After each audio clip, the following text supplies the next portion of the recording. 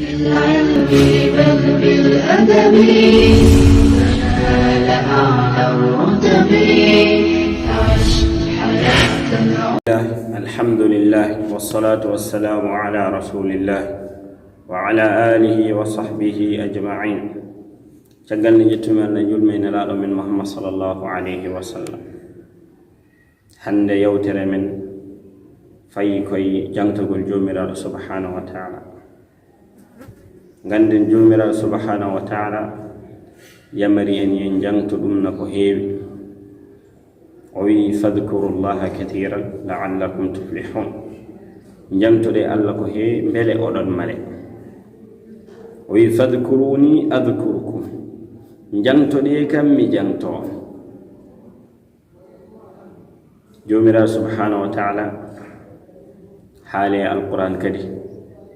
جو إن المسلمين والمسلمات والمؤمنين والمؤمنات إن المسلمين هنا جول بورب والمسلمات جول بريو ببي غون دين دوار غون دين بورب ببي كم غون دين بورب ريو ببي وحالتاً تغسر سلوي والذاكرين الله كثيرا والذاكرات وي بنغاندو أكدي نجانتو الله كو هيوي ورب ببي كمي ريو ببي نغاندا نجانتو الله كو هي أعد الله لهم مغفرة وأجرا عظيما الذي برني به يا فيا كمن جبدي موني نوني الجنة نبدأ سدي سارتم سورة البقرة جمرة سبحانه وتعالى نحال فاذكروا الله كذكركم آباءكم أو أشد ذكرا وإن جنتو دي الله نفتن جنتو تدون جناب ولا خبري دونا wadde ko ɗum ɗo tan allah yamiren yen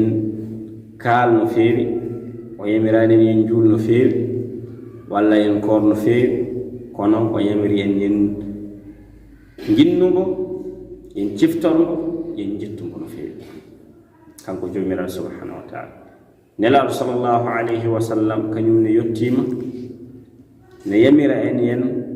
jinnu joomiral subhanahu wa taala ɗum taki sahabaɓe ne kana mbi nelaaɗo ne jooɗotono e place ɓilli man nelaaɗo sallllahu alayhi wa sallam ko wi astahfirullah ko foti no laabi temedere en ko wayno ɗum tagi nelaaɗo sallllahu alayhi wa sallam to jooɗino fof imma mbo jannga alquran walla ombo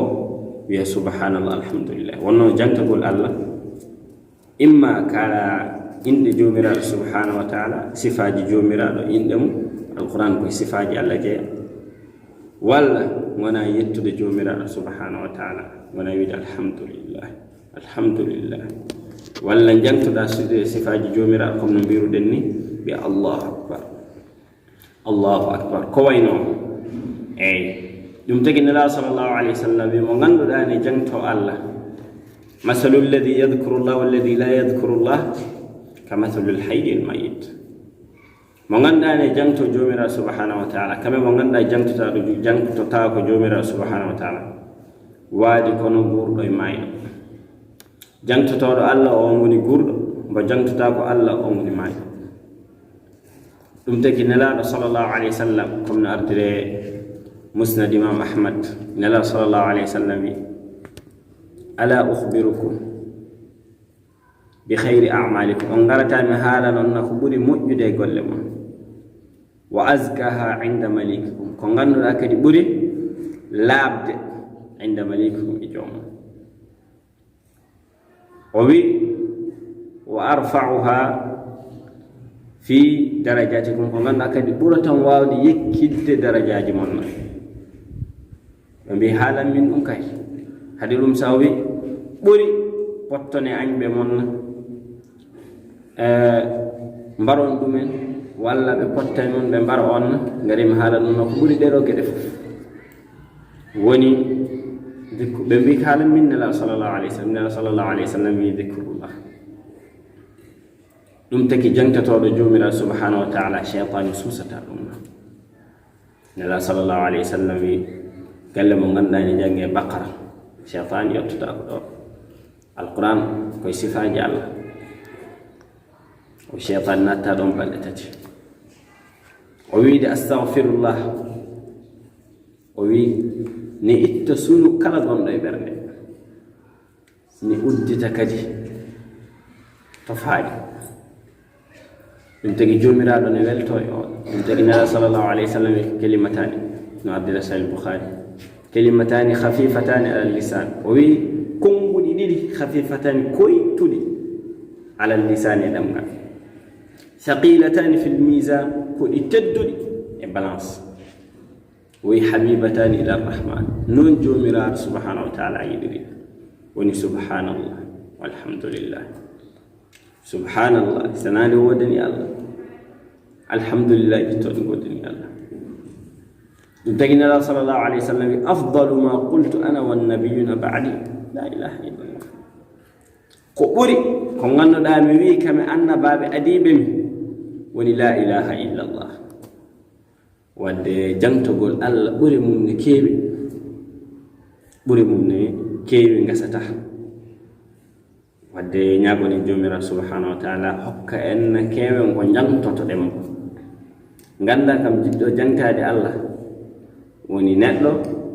yo wownu ɗemgal mum jangtade allah ɗum tagi sahaba on jottinoɗo nela sallllahu alayhi wa sallam wi dewe allah keewe amna jimmi ko kalanami ko ganduɗa tonganami dewal allah gotal mi heewa ko mbaɗami gal nela sallllahu alayhi wa sallam bi hoto ɗemgal ma seer ne leppi e jangtade jomiraɗo subhanahu wa taala eyyi wadde sa waɗi noon jomiraɗo subhanahu wa taala yiɗanma yaafoma bakkatuji maɗa nguura kadi gurdam belɗam ɗo e aduna ɗum tagi jomiraɗo ala bi dhicrillahi tatma'innul qulub ɓerɗe koye jangtade allah ndejata saɗa jangto allah ɓerde ma deƴat ko hulata haydar a fayata hunde fof ko aadi haydar eyyi kono wadde ko ɗum ɗon jinnomi an addande assalamu aleykum wa rahmatullahi wa barakatuh